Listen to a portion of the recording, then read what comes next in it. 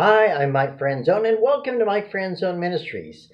Today is session 2 on Christianity, politics, and preachers. You can find session 1 on my YouTube and just go to Mike Franzone Ministries, okay? You see session 1. So today is session 2. Hope you like and subscribe. All right, I want to answer some big questions today.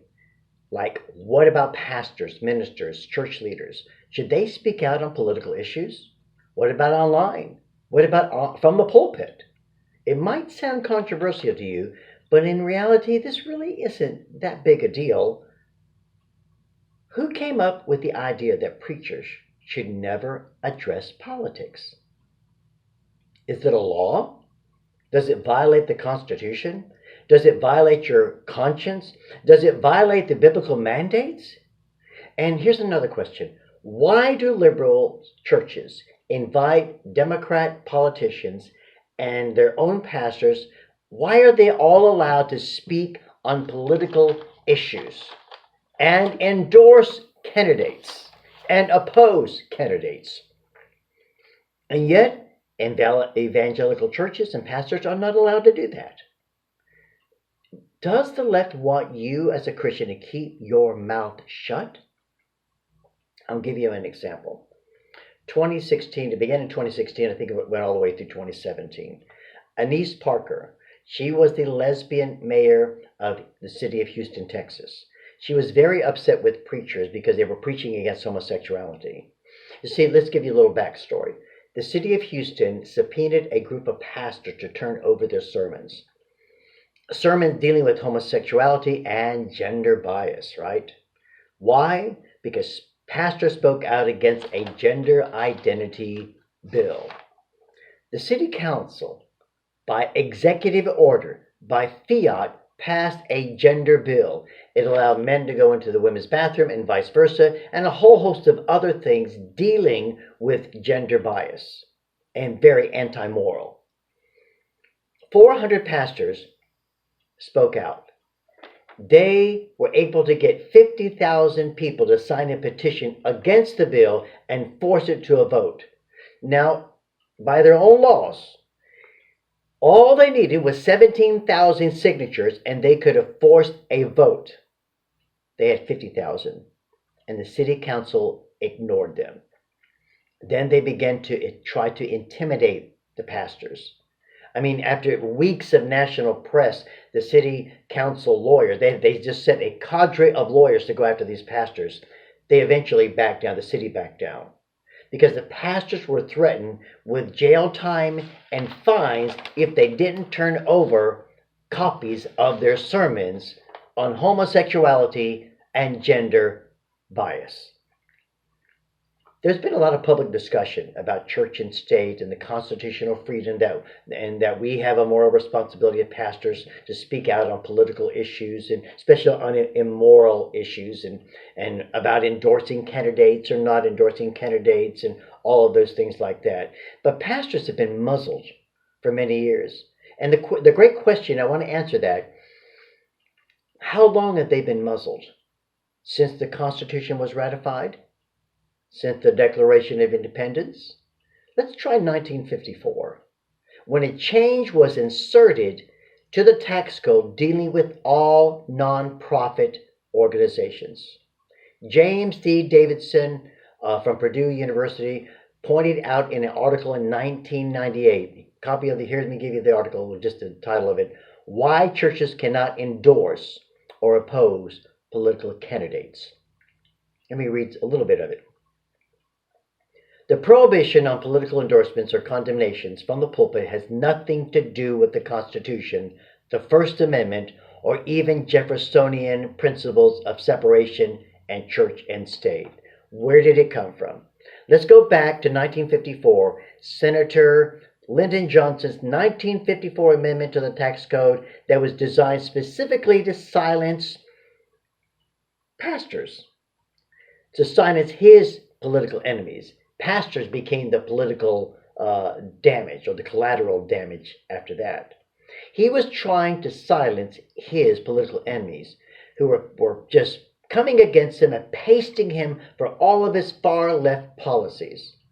The Internal Revenue Code was undergoing a major overhaul that year.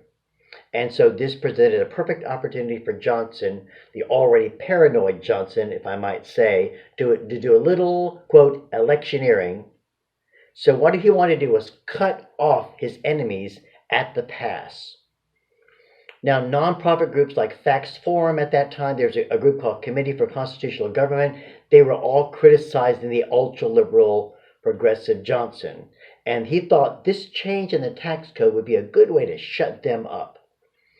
And all the evidence indicates, as some people have written, that Johnson maybe never intended to silence churches through the tax code, but churches are included in that same nonprofit portion of the 5013C tax code. And so what you have is collateral damage. They hit the pastors and hit the churches. And liberal, progressive, socialist, secularists today, they've embraced that as a weapon, and they beat the preachers and beat the churches over the head with it. Let's go a little farther. The congressional record of July 2nd, 1954 indicates Johnson asked to be recognized. He requested an amendment to be read into the record and submitted. Now watch, to be read into the record and submitted. It was included in the tax bill on the floor without further discussion. In just a few minutes, nearly 200 years of pastoral freedom was snuffed out just like that. Now, Davidson writes, he cites correspondence from George Reedy, that was Johnson's aide, and when he was asked later about this situation, and he said this, he said, I was confident that Johnson would never have sought restrictions on religious organizations. And so, Davidson says, from a constitutional perspective, American churches have had every right to endorse or oppose political candidates. They've not participated in all elections, but they've been actively involved in some. Churches still have a constitutional right to endorse or oppose political candidates. The Johnson Amendment, the provision, the 1954 provision in the U.S. tax code prohibits all 5013Cs, nonprofit organizations, from endorsing or opposing political candidates. Now, does that stop them from speaking out on issues? What about abortion? What about illegal immigration? And we know and understand that you don't have a nation. If everybody can come in willy-nilly from every country, and there's no barrier set up, and you end up with no borders and you have no country. What about taxation? As he said in the Revolutionary War days, taxation without representation. Taxation is a way to control and beat the people down, to take freedom away from them. What about gay marriage? Balance the budget. The Bible says we're not to be in this debt. How about the virus? I mean, it goes on and on and on. So we're not allowed to speak on any of these issues at all? Now here in the 21st century, President Trump and other presidents have tried the same. President Trump sought to repeal that provision. May 4th, 2017, President Trump signed an executive order, to defend the freedom of religion and speech, all right, for the purpose of easing the Johnson's Amendment restrictions. Christians are continuing to buy into the lie that pastors and churches should only deal with spiritual issues. Theological discussions that never manage to touch or impact the real issues and the real issues of the world that we're dealing with. They would have Christians believe that churches have nothing relevant to say on the matter of public policy. In fact, there are attempts to say anything that would be somehow improper, all right, or immoral, shut it down. Christians and Christian moral teachings, they imply, could stay within the four walls of the church and never intrude on political matters. And such ideas are not only made up of lies, they're specifically induced to keep their enemies neutralized. while they advance their political agenda, all right, killing unborn children. I mean, right up to the end of the third trimester, right not only up to birth, but after they're born. Celebrating sex outside of marriage. Promoting homosexual behavior, which just destroys a country. Undermining marriage. Taking prosperity and property from Americans to give to other Americans. That's called stealing. It's called socialism. They feather their political nest. They reward political allies and supporters with money, government, and freedom. They are wolves. And we're not allowed to say anything? American churches have been in the forefront of politics, and they've done so even without being subject to taxation. Our forefathers realized the immense service that churches provide to any society in providing a moral teaching, encouraging people to be honest, to obey the law, to treat other people with kindness, to respect the sanctity of another person's property. And they recognize the power to tax is the power to control. So here you have Joe Biden saying he's going to raise taxes. He's going to get rid of all of President Trump's tax cuts, which has brought prosperity in less than 2 or 3 years to this country like we haven't seen in many, many, many years. Brought unemployment down for every group, for every minority. Raised our standard of living. The French historian Alex de Tocqueville, he noted in his Democracy in America, here's a quote: "The Americans combine the notions of Christianity and of liberty so intimately in their minds that it is impossible to make them conceive the one without the other." My friend, the Christian roots of liberty have been recognized since the early days of our colonial America. And the seeds of the American Revolution were sown early on this continent. Many colonial pastors preached on the need for good government as an authority delegated by God.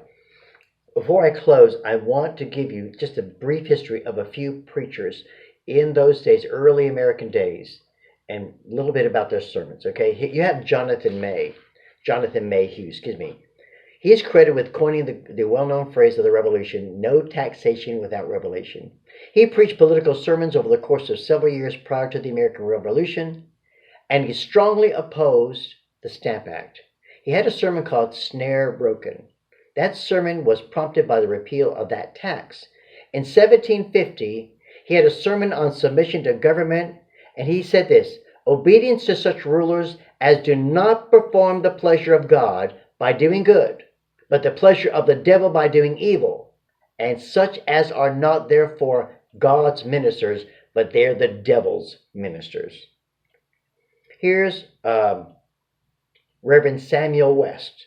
He delivered a sermon on the right to rebel against governors before the Massachusetts Council and House of Representatives in Boston, 1776. What a title!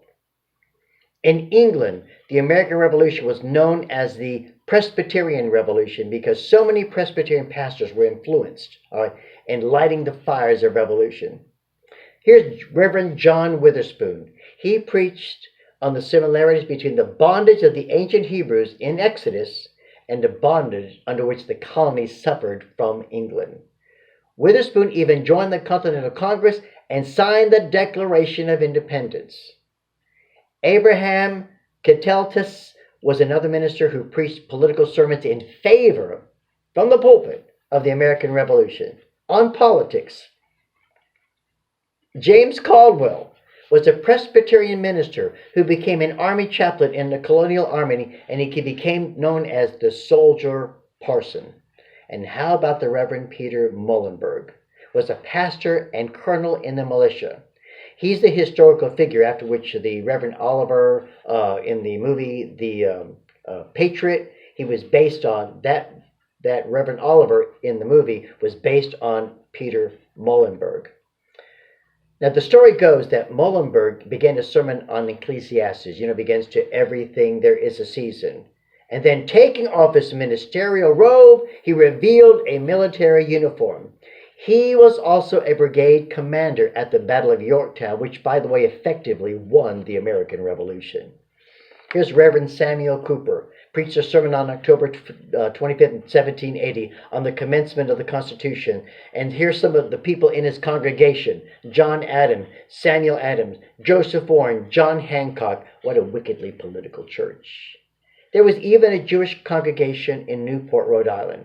They wrote George Washington a letter in 1790, pronouncing a blessing on Washington and stating that in light of the new era of freedom being ushered in, we cannot but acknowledge to be the work of the great God who ruleth in the armies of heaven and among the inhabitants of the earth, doing whatever seemeth good to him. There is a long history. I gave you a brief history of preachers preaching against a corrupt government, preaching against on politics, because all of that affects us as well. We have a mandate. You could go through the Old Testament especially, even some of the New Testament, where they stood up against that corrupt government. I mean, from Moses to Martin Luther, preachers have parted the political waters and led the oppressed to the promised land. I mean, you can either by summoning to Pharaoh to let my people go, parting the Red Sea. We shall overcome, you remember that? The federal court granting rights to march over the Alabama River on the Edmund Pettus Bridge.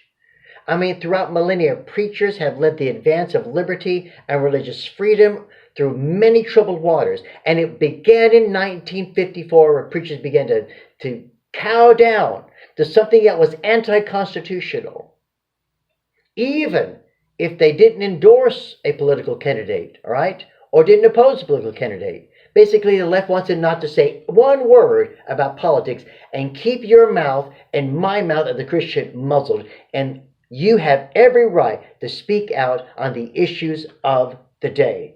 Just because you're a Christian, it doesn't mean you have to keep your mouth shut. I would say, where are the American clergy today who will stem the tide of religious oppression rising in our land by taking action against political forces that are responsible? I think next week I'm going to quote one of the great governors of the early colonies. And let me just paraphrase what he said. He said, if you lose control of the civil area of society, if you lose your freedom in that area, you will lose your freedom in the religious area as well. If you allow progressives and socialists to take control of this country, your mouth as a Christian, as a preacher, as a church member will eventually be shut down. So my friend, maybe it's time for a new breed of American clergy.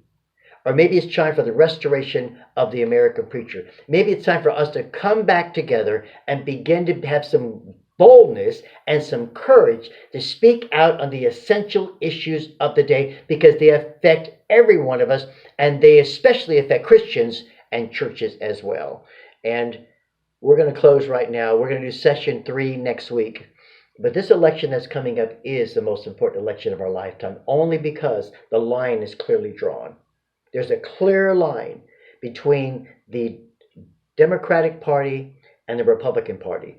All you have to do, if you're stuck in the middle, and I don't know why you are, maybe you've been living on Mars, all you have to do is look at the platforms of the Democratic Party and the platforms of the Republican Party, of what they said they believe in and what they will do, what the Republicans said they believe in and what they will do, and then you make a choice. You look at both platforms and then you make a choice. And if you can support this anti-American, anti-God, anti-morality agenda on the Democratic Party, then you vote for them. If you can't, as a Christian, then you need to vote the right way. All right. Well, we're going to close this for now. Thank you so much for tuning in. Hope you like and subscribe. You will find this and other messages on Mike Franz Zone Ministries, and we'll see you next week. Next Sunday, we're going to have a message entitled Continuing This on Church and State, all right, and the separation of church and state, and so much more next week. Session 3. All right. God bless. Bye-bye.